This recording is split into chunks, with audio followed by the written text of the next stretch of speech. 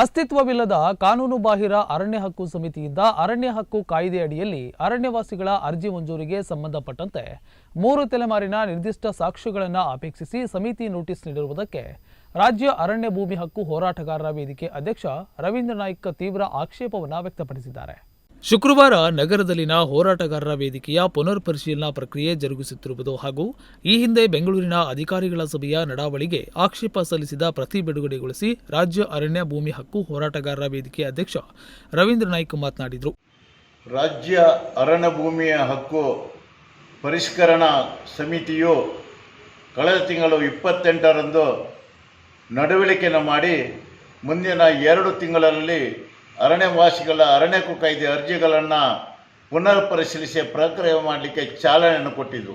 ಇವತ್ತು ಇಡೀ ಕರ್ನಾಟಕದಲ್ಲಿ ಈ ಪುನರ್ ಪರಿಶೀಲನೆಯ ಅರ್ಜಿಗಳ ಪರಿಶೀಲನೆ ಕಾರ್ಯ ಪ್ರಾರಂಭವಾಗಿದೆ. ಅರಣ್ಯ ಹಕ್ಕು ಕಾಯ್ದೆ ಅಡಿಯಲ್ಲಿ ನಾಮನಿರ್ದೇಶನ 3 ಸದಸ್ಯರ ಅನುಪಸ್ಥಿತಿಯಲ್ಲಿ ಇವತ್ತು ಈ ಪ್ರಕ್ರಿಯೆ ಜರುಗುತ್ತಾ ಇರುವುದು ಇದು ಅರಣ್ಯ ಹಕ್ಕು ಕಾಯ್ದೆಗೆ ವ್ಯತಿರಿಕ್ತವಾಗಿದೆ.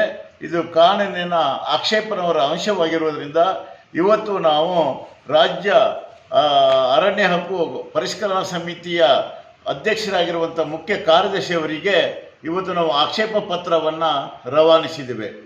ಪಾರಂಪರಿಕ ಅರಣ್ಯವಾಸಿಗಳಿಗೆ ಅರ್ಜಿ ಮಂಜೂರಿಗೆ ಸಂಬಂಧಿಸಿದ ನಿರ್ದಿಷ್ಟವಾದ ದಾಖಲೆಗಳಿಗೆ ಒತ್ತಾಯಿಸತಕ್ಕದ್ದಲ್ಲ ಎಂಬ ಅಂಶ ಅರಣ್ಯ ಹಕ್ಕು ಕಾಯ್ದೆ ತಿದ್ದುಪಡಿಯಾಗಿದೆ. 3 ತಲೆಮಾರಿನ ವೈಯಕ್ತಿಕ ನಿರ್ದಿಷ್ಟ ದಾಖಲೆ ಅವಶ್ಯವೆಂದು ತಪ್ಪಾಗಿ ಅರ್ಥೈಸಲಾಗುತ್ತಿದೆ. ಅರಣ್ಯವಾಸಿಗಳ ಸಾಗುವಳಿ ಕ್ಷೇತ್ರದ ಪರಿಸರವು 3 ತಲೆಮಾರಿನ ಜನವಸತಿ ಪ್ರದೇಶವೆಂದು ಪುರಾವೆ ಮಾಡಬೇಕೆಂಬ ಕೇಂದ್ರ ಸರ್ಕಾರದ ಬುಡಕಟ್ಟು ಮಂತ್ರಾಲಯ ನೀಡಿದ ಸ್ಪಷ್ಟೀಕರಣ ಹಾಗೂ ಗುಜರಾತ್ ಉಚ್ಚ ನ್ಯಾಯಾಲಯ ನೀಡಿದ ಆದೇಶ ರಾಜ್ಯ ಮೇಲ್ವಿಚಾರಣಾ ಸಮಿತಿ ನಿರ್ಲಕ್ಷಿಸಿದೆ ಎಂದು ಆಕ್ಷೇಪಣೆಯಲ್ಲಿ ಪ್ರಸ್ತಾಪಿಸಲಾಗಿದೆ ಎಂದು ಹೇಳಿದರು. ಉಪವಿಭಾಗ ಅರಣ್ಯ ಸಮಿತಿಯಲ್ಲಿ ನಾಮನಿರ್ದೇಶಿತ 3 ಸದಸ್ಯರು ಮತ್ತು ಅಧಿಕಾರಿಯಾಗಿರುವಂಥ 3 ಸದಸ್ಯರು ಇರುವಂಥ ಈ ಸಮಿತಿಯು ಅರಣ್ಯ ಹಕ್ಕು ಕಾಯ್ದೆಯನ್ನು ಪರಿಶೀಲನೆ ಮಾಡಿ ಮಂಜೂರಿ ಪ್ರಕ್ರಿಯೆಯಲ್ಲಿ ಒಳಪಡಿಸಬೇಕೆಂಬ ಅಂಶಕ್ಕೆ ವ್ಯತಿರಿಕ್ತವಾಗಿ ಇವತ್ತು ಕೇವಲ ಅಧಿಕಾರಿ ವರ್ಗದವರು ಮಾತ್ರ ಇದ್ದು 50% ಸದಸ್ಯರು ಅನುಪಸ್ಥಿತಿಯಲ್ಲಿ ಪರಿಶೀಲನೆ ಮಾಡ್ತಿರುವಂಥ ಈ ಅಂಶಗಳೇನಿದೆ ಇದು ಕಾನೂನಿಗೆ ವ್ಯತಿರಿಕ್ತವಾಗಿದೆ. ಅರಣ್ಯ ಹಕ್ಕು ಕಾಯ್ದೆಯನ್ನು ಉಲ್ಲಂಘನೆ ಆಗಿರುವ ಅಂಶವನ್ನು ಆಕ್ಷೇಪ ಪತ್ರದಲ್ಲಿ ನಾವು ಪ್ರಸ್ತಾಪ ಮಾಡಿದ್ದೇವೆ. ಈ ರೀತಿ ಮಾಡುವುದರಿಂದ ಇವತ್ತು ಈ ಒಂದು ಅರಣ್ಯ ಹಕ್ಕು ಕಾಯ್ದೆಯ ಪರಿಶೀಲನೆಯಲ್ಲಿ ಒಂದು ಸಾಮಾಜಿಕ ನ್ಯಾಯ ಮತ್ತು ಕಾನೂನಿಗೆ ವ್ಯತಿರಿಕ್ತವಾಗಿರುವುದರಿಂದ ಸಂಪೂರ್ಣವಾಗಿ ಈ ಪ್ರಕ್ರಿಯೆಯನ್ನು ಸ್ಥಗಿತಗೊಳಿಸಬೇಕು ಅನ್ನೋದನ್ನು ನಾವು ರಾಜ್ಯ ಅರಣ್ಯ ಭೂಮಿ ಹಕ್ಕು ಹೋರಾಟಗಾರರ ವೇದಿಕೆಯು ಇವತ್ತು ಆಕ್ಷೇಪ ಪತ್ರದಲ್ಲಿ ಬಹಳ ಗಂಭೀರವಾಗಿ ಆಕ್ಷೇಪಣೆ ಮಾಡಿದ್ದೇವೆ.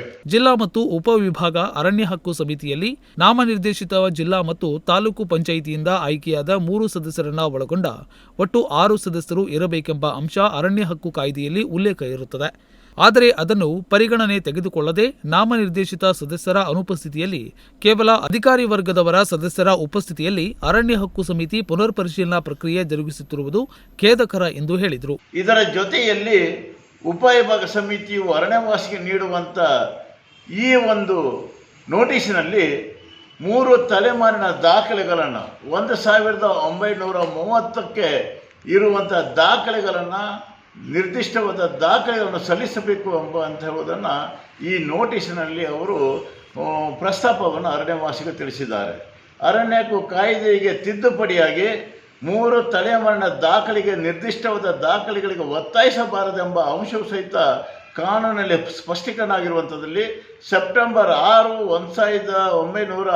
2012ನೇ ಇಸವಿಯಲ್ಲಿ ತಿದ್ದುಪಡಿಯಾಗಿದ್ದು ಸಹಿತ ಅದನ್ನು ವಿರುದ್ಧವಾಗಿ ಮತ್ತು ಕೇಂದ್ರ ಬುಡಕಟ್ಟು ಮಂತ್ರಾಲಯವೂ ಸಹಿತ ಈ ರೀತಿ ನಿರ್ದಿಷ್ಟವಾದ 3 ತಲೆಮಾರಿನ ದಾಖಲೆಗಳನ್ನು ಕೇಳ್ತಾ ಇರುವುದು ಇದು ತಪ್ಪು ಅಂತ ಉಲ್ಲೇಖಿಸಿ ಆ ಪ್ರದೇಶ 3 ತಲೆಮಾರಿನ ಪ್ರದೇಶದಲ್ಲಿ ವಾಸ್ತವ್ಯದ ಕುರುಗಳಿದ್ದು ಸಾಕು ಅಂತ ಉಲ್ಲೇಖ ಮಾಡಿದಾಗೂ ಸಹಿತ ಗುಜರಾತ್ ಹೈಕೋರ್ಟ್ ಸಹಿತ ನಿರ್ದಿಷ್ಟವಾದ ದಾಖಲೆಗಳಿಗೆ ಒತ್ತಾಯಿಸತಕ್ಕದಲ್ಲ, ಇದು ಕಾನೂನುಬಾಹಿರ ಅಂತ ಎಂಬ ತೀರ್ಪನ್ನು ನೀಡಿದಾಗೂ ಸಹಿತ ಇವತ್ತು ಅರಣ್ಯ ಹಕ್ಕು ಸಮಿತಿಗಳು ನಿರ್ದಿಷ್ಟವಾದ 3 ತಲೆಮಾರಿನ ದಾಖಲೆಗಳು ಬೇಕು ಎನ್ನುವುದನ್ನು ಆಕ್ಷೇಪ ಮಾಡ್ತಿರುವುದು ಇದು ಸಹಿತ ಆಕ್ಷೇಪಣೆಯನ್ನು ವ್ಯಕ್ತಪಡಿಸಿದ್ದೇವೆ. ಒಟ್ಟಾರೆಯಾಗಿ ಕಾನೂನಿಗೆ ವ್ಯತಿರಿಕ್ತ ಜರುಗುತ್ತಿರುವಂಥ ಈ ಕಾನೂನು ಅಂಶಕ್ಕೆ ಸಂಬಂಧಪಟ್ಟಂತೆ ನಾವು ರಾಜ್ಯ ಅರಣ್ಯ ಭೂಮಿಯ ಹಕ್ಕು ಪರಿಷ್ಕರಣಾ ಸಮಿತಿಗಳಿಗೆ ನಾವು ಆಕ್ಷೇಪ ಪತ್ರವನ್ನು ಸಲ್ಲಿಸಿದ್ದೇವೆ ಅಂತ ಹೇಳಲಿಕ್ಕೆ ಬಯಸ್ತಾ ಇದ್ದೇವೆ. ಈ ವೇಳೆ ಜಿಲ್ಲಾ ಸಂಚಾಲಕ ಇಬ್ರಾಹಿಂ ಗೌಡಳ್ಳಿ, ಗಣೇಶ್ ಮಂಜುನಾಥ್ ನಾಯಿಚಂದಾವರ, ನಾರಾಯಣ ಈಶ್ವರ ದೇಶಪಂಡಾರಿ ಹೊನ್ನಾವರ, ಗೋವಿಂದ ಬಾನು ಮೂರೂರ್, ದಿನಕರ ಈಶ್ವರ ಹೊದಕೇಶಿರೂರ್ ಉಪಸ್ಥಿತರಿದ್ದರು. Nudisiri news desk, Sirsi.